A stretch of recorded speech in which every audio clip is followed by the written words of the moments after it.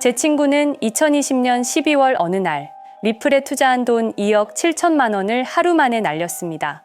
그날 밤 친구한테 전화가 왔습니다. 목소리가 무척이나 떨리는 목소리로 "이게 말이 돼? 하루 만에 63%가 날아갔어." 저도 멍했습니다. 리플이 뭘 잘못했길래 하루 만에 이렇게 폭락할 수 있는 건지. 그때는 우리가 운이 없었다고 생각했습니다. 단순히 투자를 잘못한 거라고. 근데 5년 동안 이 사건을 추적하면서 알게 됐습니다. 이건 단순한 규제 사고가 아니라는 걸. 폭락은 누군가 치밀하게 계획한 게임이었고 우리는 그저 말을 잃은 플레이어였을 뿐이었습니다. 제가 오늘은 그 이야기를 해드리려고 하는데요. 우선 본론으로 들어가기 전에 여러분께 12년 전 어떤 남자의 이야기를 먼저 들려드리겠습니다. 2008년 9월 15일 월요일 아침, 존 폴슨이라는 헤지펀드 매니저가 사무실 창문 밖을 바라보고 있었습니다. 그날은 리먼 브라더스가 파산 신청을 한 날이었습니다. 미국 4위 투자은행, 158년 역사의 금융 공룡, 자산 규모 6,390억 달러. 그날 하루 만에 다우지수 504포인트 폭락, 전 세계 증시에서 2조 달러 증발. 언론은 금융 쓰나미, 대공황 재림이라고 난리였고 수백만 명의 미국인들이 집을 잃었고 일자리를 잃었고 미래를 잃었습니다. 그런데 존 폴슨은 그날 하루 만에 37억 달러를 벌었습니다. 우리 돈 5조 원입니다. 어떻게 그게 가능했을까? 리먼 브라더스가 파산하기 몇 달 전부터 그는 리먼 주식을 공매도하기 시작했습니다. 마치 미리 알고 있었다는 듯이 말이죠. 처음엔 저도 그냥 운이 좋았거나 천재적인 투자자라고 생각했습니다. 그런데 2010년 금융위기 조사위원회 보고서가 공개됐습니다. 거기서 이상한 패턴들이 발견되기 시작했는데요.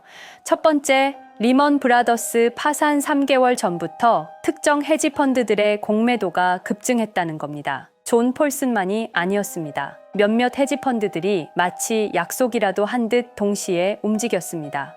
두 번째, 당시 재무장관 헨리 폴슨. 이 사람 전직이 뭐였는지 아십니까? 골드만삭스 CEO였습니다. 리먼 브라더스 파산 직전 그는 골드만삭스 CEO와 무려 24번의 전화 통화를 했습니다. 공식 기록에 남아있는 내용입니다. 세 번째, 구제금융명단. 리먼 브라더스는 왜 구제금융을 못 받았을까? 같은 시기에 위기에 빠진 골드만삭스는 정부로부터 구제금융을 받았습니다. 모건 스탠리도 마찬가지입니다. AIG는 무려 1,820억 달러 구제금융을 받았죠.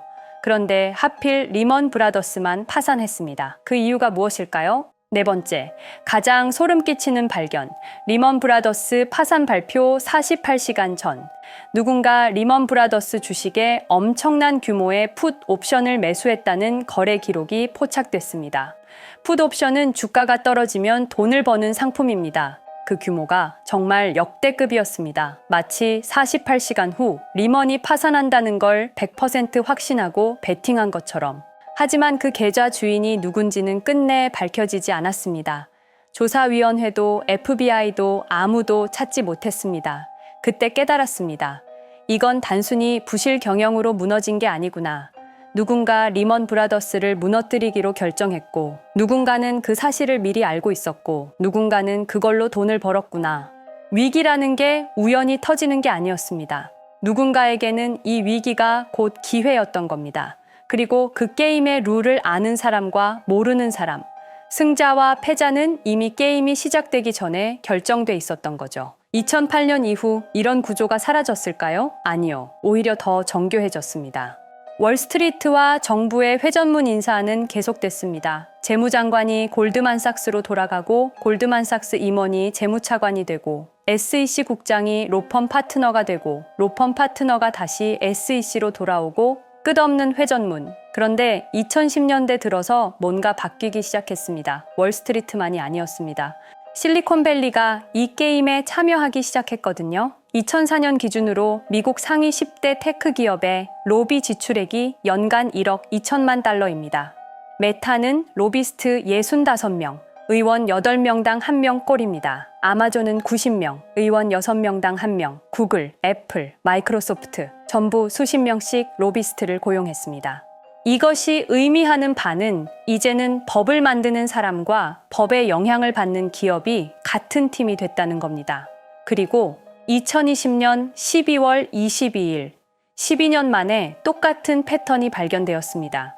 이번엔 뉴욕 금융가가 아니라 워싱턴 DC에서 은행 대신 암호화폐 기업에서 리먼 브라더스가 아니라 바로 리플이 그날 오후 9시 30분 SEC 의장 제이 클레이튼이 리플을 기소합니다. 임기 마지막 12시간을 남겨두고 말이죠. 다음 날 그는 사임했습니다. 그리고 하루가 지나서 그가 이직한 회사는 충격적이었습니다. 월리버 에셋 매니지먼트, 리플의 경쟁사들에 투자하는 헤지펀드였습니다. 그 순간 소름이 돋았습니다. 2008년 9월 15일에 존 폴슨, 2020년 12월 22일에 제이 클레이튼, 12년의 시간 차이. 하지만 똑같은 게임, 똑같은 패턴. 누군가는 미리 알고 있었고, 누군가는 트리거를 당겼고, 누군가는 그날 돈을 벌었습니다. 그리고 우리 같은 개인 투자자들은 왜 죽는지도 모른 채 죽었습니다. 지금부터 여러분께 들려드릴 이야기는 바로 그 게임의 전모입니다. 리플이 왜 타겟이 됐는지, 누가 트리거를 당겼는지, 그리고 그들의 다음 타겟은 누구인지. 2020년 12월 22일 단 하루 만에 리플은 암살당했습니다. 여러분, 제가 오늘 들려드릴 이야기는 단순한 투자 실패담이 아닙니다. 이것은 21세기 가장 정교한 금융 암살 사건에 관한 이야기입니다. 2020년 12월 22일 오후 우리가 투자했던 리플이 하루아침에 반토막이 났습니다. 당시 리플은 63% 급락했습니다. 마치 은퇴 자금이 하루아침에 반토막 나는 것과 같은 생존 본능을 자극하는 충격이었습니다. 그때 리플에 투자하셨던 분들이라면 누구나 기억하실 겁니다. 누군가는 그날 하루 만에 수천만 원을 잃었고 어떤 이는 수억이 사라지는 걸 그저 눈 뜨고 지켜볼 수밖에 없었습니다. 그리고 그날부터 진짜 전쟁이 시작됐습니다. 그때는 우리가 잘못 판단한 줄 알았습니다. 하지만 5년간 추적한 결과 알아낸 진실은 이것은 우연이 아니었습니다. 누군가 치밀하게 계획한 암살이었습니다. 먼저 왜 누군가가 리플을 없애려 했는지 이해해야 합니다. 스위프트라는 시스템을 아시나요? 현재 200여 개국 11,000개의 금융기관이 사용하는 글로벌 송금 네트워크입니다. 벨기에에 본부를 두고 있지만 실질적으로는 미국이 완전히 통제하고 있습니다. 스위프트가 왜 무서운 권력이라고 말을 하냐면요. 2012년 이란 핵제재 때 이란 은행들을 스위프트에서 완전 퇴출시켰습니다. 그 결과로 이란의 경제는 즉시 붕괴가 됐죠. 그리고 2022년 러시아의 우크라이나 침공 후 러시아 주요 은행들도 스위프트에서 퇴출됐는데 그 직후 바로 러시아의 루블화는 30% 이상 폭락했습니다. 즉, 스위프트에서 쫓겨나면 그 나라는 국제거래에서 완전히 고립됩니다. 그런데 리플은 이 모든 것을 우회할 수 있었습니다.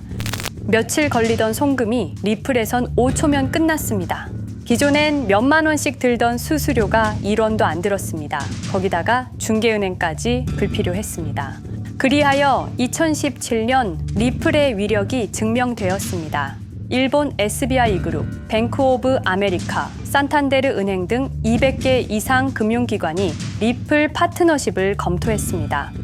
연간 200조 원 규모의 국제 송금 시장에서 리플이 스위프트를 완전히 대체할 수 있다는 것이 증명된 순간, 바로 이때 누군가에게는 생존 위기가 된 것입니다. 리플은 단순한 암호화폐가 아니었습니다. 리플은 미국이 전 세계를 통제하는 금융무기인 스위프트에 대한 직접적인 도전이었습니다. 스위프트는 돈의 흐름을 틀어쥔 지배의 손길이었습니다. 핵보다 강한 권력, 바로 통화망입니다.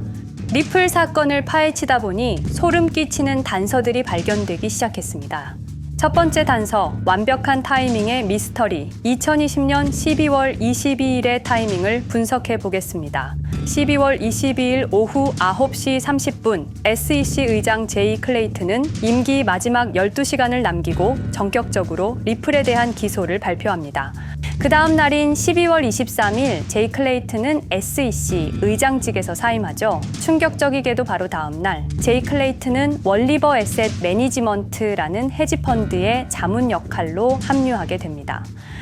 월리버 에셋 매니지먼트는 당시 리플과 라이벌 구도를 형성하고 있던 비트코인과 이더리움에 우리 돈 8천억이라는 거액을 투자한 회사였습니다. 그런데 클레이튼은 리플을 기소한 바로 다음 날 이 회사의 자문이 되었습니다. 두 번째 단서, 이더리움 특혜의 진실. 2018년 6월 14일 SEC 기업금융국장 윌리엄 힘먼의 충격적인 연설이 있었습니다. 현재 이더리움의 제공과 판매는 증권 거래가 아니라고 본다. 그런데 힘먼은 SEC에 오기 전 심슨 대처라는 로펌에서 근무했는데 이 로펌은 이더리움 엔터프라이즈 얼라이언스 멤버였습니다. 더욱이 SEC 재직 중에도 해당 로펌으로부터 상당한 수입을 유지하고 있었습니다. 반면 리플은 리플 CEO가 직접 만나서 명확한 지위를 요청했지만 시간이 더 필요하다며 3년을 더 기다리게 했습니다. 세 번째 단서, 결정적 발견. 가장 충격적인 단서를 발견했습니다. 2020년 12월 22일 리플 기소 발표 직전에 누군가 대량의 리플 매도 주문을 넣었다는 정황이 포착되었습니다. 마치 미리 알고 있었다는 듯이 말입니다. 이 흔적들을 추적하던 중 예상치 못한 곳으로 연결되었습니다. 실리콘밸리였습니다. 은행이나 정부가 아니라 테크 기업들이었습니다. 그것도 우리가 혁신과 자유의 상징으로 알고 있던 바로 그 실리콘밸리 말입니다. 이 세 명의 인물, 이 세 개의 사건, 전혀 관련이 없어 보이지만 공통점이 하나 있습니다. 모두가 실리콘밸리 금융 네트워크와 직접 연결되어 있었다는 겁니다. 모든 흔적이 한 곳을 가리키고 있었습니다. 리플을 제거한 배후로 의심되는 세력들, 많은 단서들이 결국 이곳을 가리키고 있었습니다. 바로 페이팔 마피아라는 이름의 거대한 네트워크였습니다. 2002년 10월 3일 페이팔이 이베이에 매각되었습니다. 이때 페이팔을 퇴사한 50명 중 38명이 새로운 기업을 창업하거나 거대한 투자를 시작했습니다. 그들은 서로 관계를 꾸준히 유지하면서 창업한 기업에 서로 투자하고 때로는 동업하면서 상호 성장하는 거대한 네트워크를 만들어냈습니다. 2025년 현재는 우리나라의 GDP보다 큰 규모의 자산을 움직이는 네트워크가 되었습니다. 이제 그들은 기업가가 아닌 제국의 지배자가 되었습니다. AI, 국방, 금융, 심지어 법까지도 전부 그들의 손안에 들어왔습니다. 그중 핵심 인물이 바로 피터 틸인데요. 팔란티어를 창업한 사람입니다. 팔란티어는 CIA, FBI, 미 국방부 등의 정부기관에 데이터 시스템을 독점으로 공급하고 있습니다. 피터 틸이 직접 설립하거나 자문을 한 회사만 무려 59개나 되는데요. 가장 유명한 사례는 페이스북의 첫 외부 투자자였다는 겁니다. 우리 돈 약 6억 정도를 투자해서 수조 원의 수익을 올렸거든요. 그리고 나서 2025년 트럼프 2기 행정부의 공동인수위원회 의장으로 발탁이 된 인물입니다. 2001년 충격적인 9.11 테러 후 그는 우리의 사기 탐지 기술을 국가 안보에 쓸 수 있다며 2003년 팰런티어를 창업했습니다. 창업과 동시에 CIA의 벤처 펀드 인큐텔로부터 투자를 받았습니다. 그리고 피터 틸은 단순히 사업만 한 것이 아닙니다. 정치인을 직접 키워냈습니다. 현재 미국 부통령인 JD 벤스는 피터 틸의 미스릴 캐피탈에서 일했고 피터 틸의 지원을 받아 나르야 캐피탈을 창업했습니다. 트럼프에게 벤스를 소개한 것도 피터 틸입니다. 그리고 일론 머스크, 우리에게는 테슬라, 스페이스X, 그리고 X로 유명한 인물이죠. 머스크 역시 트럼프 2기 행정부에 입각해서 정부 효율 성부, 도지의 수장으로 일했습니다. 연방정부 전체의 예산 삭감 권한을 가진 엄청난 자리였습니다만 지금은 트럼프와 갈등을 벌이고 있기도 하죠. 그런데 그가 트럼프의 2024년 대선 최대 후원자라는 건 변하지 않습니다. 무려 2억 9,148만 달러, 우리 돈으로 약 4,300억 원을 기부했는데요. 머스크는 그때부터 기술과 권력을 통합하려는 제국 건설에 나섰습니다. AI, 화성, 인터넷, 금융. 이제는 인류의 생각 그 자체까지 장악하려 하고 있습니다. 머스크는 원래 트럼프 지지자가 아니었습니다. 오히려 바이든을 지지했죠. 하지만 바이든 정부가 백악관 전기자동차 정상회담에서 GM과 포드는 초대하고 테슬라의 수장인 자신은 제외시키자 마음의 상처를 입은 머스크는 공화당 지지자로 돌아섰습니다. 그리고 머스크의 시장 조작 능력은 이미 입증되었습니다. 2021년 5월 환경 문제로 비트코인 결제 중단이라는 트윗 하나로 비트코인을 폭락시킨 후 뒤로는 더 싸게 매집했습니다. 그리고 데이비드 sak스, 현재 백악관 AI 및 암호화폐 차르로 있는 인물이죠. 모든 암호화폐 정책 최종 결정권을 가진 자리에도 페이팔 마피아가 장악한 겁니다. 마지막으로 제드 맥켈럽, 우리에게는 리플의 배신자로 알려진 인물인데요. 아시는 것처럼 리플 공동 창업자였지만 리플을 나와서 스텔라루멘을 출시한 사람입니다. 2013년 리플 퇴사 후 90억 개의 리플을 보유한 상태로 갈등을 벌이다가 결국 2022년 7월까지 리플을 완전 매도해서 4조 2천억의 천문학적인 수익을 올렸습니다. 자, 그런데 여기서 기묘한 커넥션이 나오는데요. 2025년 6월 페이팔의 페이팔 USD가 스텔라루멘 체인으로 이전을 발표합니다. 그리고 SEC 의장 제이 클레이튼도 이들과 연결되어 있었습니다. 클레이튼이 리플 기소 후 바로 합류한 월리버 에셋 매니지먼트는 페이팔 마피아들이 투자한 회사였고 원래는 비트코인, 이더리움에 8천억 정도를 투자했다고 알려져 있었지만 올해 초 내부 기밀 문서가 유출되는 사건이 발생합니다. 그 문서에는 스텔라루멘에 700억 가량 투자했다는 사실과 피터 틸의 팔란티어 주식 1조 6천억 원어치, 그리고 페이팔 USD에 대한 투자 내용도 있었습니다. 더욱 충격적인 건 리플 경쟁사들의 집중적인 투자를 이어오고 있었다는 겁니다. 이제 모든 퍼즐이 맞춰지는 느낌이죠. 페이팔 마피아의 리플 제거 작전을 시간 순으로 정리해보자면 1단계, 내부 침투. 제드 맥켈럽이 리플 공동 창업자로 참여해 핵심 기술을 습득한 후 2013년 의도적 갈등 조성 후 퇴사. 90억 개의 리플을 보유한 채 시한폭탄을 설치했습니다. 2단계, 정부 인프라 구축. 피터 틸의 팰런티어가 2003년 CIA 벤처 펀드 투자로 창업 후 2020년까지 주요 정부 기관 핵심 시스템을 장악했습니다. 3단계, 경쟁사 특혜 공작. 윌리엄 힌먼을 통해 2018년 6월 이더리움은 증권이 아니다 발언을 이끌어내면서 리플을 3년간 의도적으로 지연시켰습니다. 4단계, 마지막 일격. 제이 클레이튼이 임기 마지막 12시간 전에 리플을 기소한 후 다음 날 사임, 바로 그 다음 날 리플 경쟁사에 투자하는 회사의 자문으로 합류했습니다. 5단계, 대체제 준비. 2023년 8월 페이팔 USD 스테이블 코인을 출시하고 2025년 6월 제드의 스텔라 블록체인으로 확장을 발표했습니다. 제드의 리플 매도 자금이 스텔라 개발에 투입되었습니다. 6단계, 정치권 완전 장악. 데이비드 sak스가 모든 암호화폐 정책 최종 결정권을, 일론 머스크가 정부 예산 삭감 권한을, 피터 틸이 트럼프 인수위원회 공동의장직을 차지했습니다. 동시에 테크 기업들의 로비 활동도 급증했습니다. 메타는 2024년 역대 최고 금액인 2,443만 달러를 로비로 지출. 메타의 로비스트는 2016년 31명에서 2024년 65명으로 증가했는데요. 의원 8명당 로비스트 1명을 붙인 꼴입니다. 아마존은 의원 6명당 1명씩 담당 로비스트가 붙을 정도로 규모를 확대했고요. 7단계, 경쟁 세력 완전 제거. 데이비드 sak스가 백악관 정책 담당자로 취임한 지 2주 만에 리플이 지난 수년간 워싱턴에 배치해 놓은 주요 로비스트들이 하루아침에 모두 축출되었습니다. 공식적인 이유는 이해관계 충돌이었지만 실제로는 경쟁 세력 제거 작전이었습니다. 이로써 리플을 대변할 수 있는 마지막 정치적 통로마저 완전히 차단되었습니다.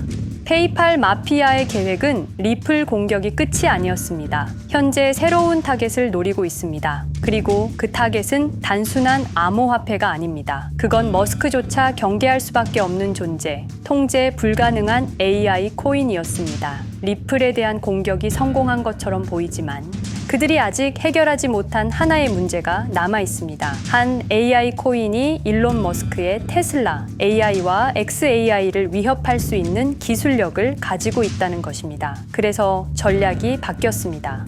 죽일 수 없으면 소유하자. 머스크가 이 코인을 경계하는 증거들이 몇 가지 있는데요. 지난 6개월간 머스크의 행동 변화가 포착되었습니다. xAI에 대한 급격한 추가 투자 발표가 이어졌고 테슬라 AI 개발 속도를 급격히 가속화시키고 있습니다. 그리고 특정 AI 기술에 대한 부정적 언급이 증가하고 있는데요. 이 AI 코인은 현재 진짜 AGI 구현이 가능한 탈중앙화 AI 네트워크를 구축하고 있고 초당 수십억 단위의 연산을 처리할 수 있는 진짜 분산형 뉴럴 네트워크 기반입니다.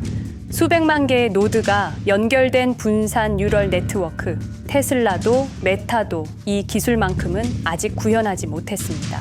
현재 기술로는 단 하나뿐입니다. 그러나 시가총액은 테슬라의 500분의 1 수준으로 그들이 매집을 멈추지 않는 이유입니다. 2025년 초, 이 코인의 공식 계정이 X 플랫폼에서 노출 차단된 정황이 포착됐습니다. 광고 계정도 중지됐고 해당 코인에 대한 설명 영상들도 순식간에 사라졌습니다. 이유는 머스크의 경쟁이 될 수 있는 유일한 AI였기 때문입니다. AI는 이제 권력을 쥐는 자가 인류의 사고를 설계할 수 있는 시대의 열쇠입니다.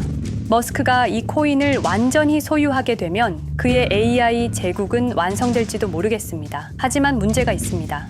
그들은 이 AI 코인을 죽이지 않았습니다. 그 대신 가격을 철저히 짓눌렀습니다. 검색에서는 사라졌고 알고리즘은 배제했습니다. 누군가는 관심 없는 프로젝트라고 말합니다. 하지만 진실은 정반대입니다.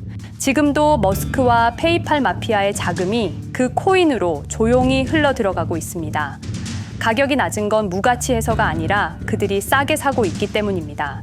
그런데 이 AI 코인의 정체를 여기 유튜브에서 공개하려 했지만 치명적인 문제를 발견했습니다.